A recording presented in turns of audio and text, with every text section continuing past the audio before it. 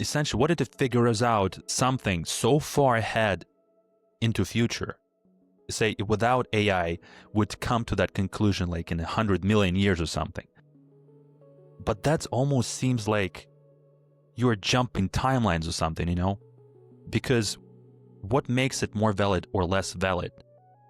For example, what if it did figure out something like, I don't know, make heaven on earth, right? Solve all the disease, poverty, environmental problems.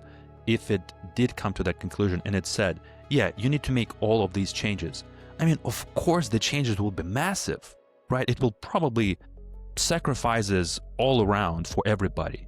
And people will just like, well, no, we don't want that because that will hurt us, even though it will help bring about utopia for future generations. It will become a moral dilemma again. And who's to solve that moral dilemma? We can't, you know, the AGI, how would we give it that power unless, you know, it decides to take it?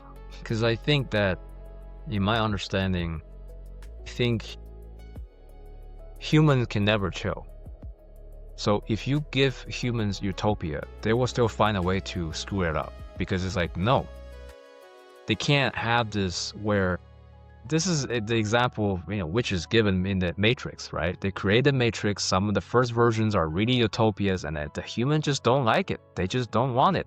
It's just like almost like it's too predictable, right? Yeah, it's too predictable and boring. You remember the book you were sending me that shorts that recommends the book The Flow, right?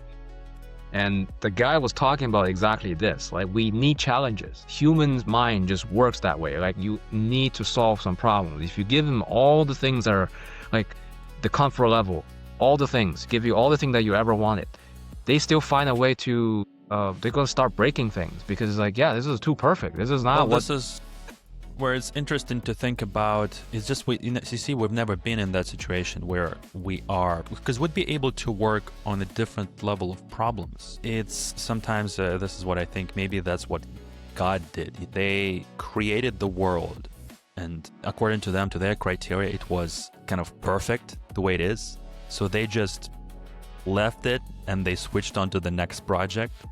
I'm thinking we're being left behind.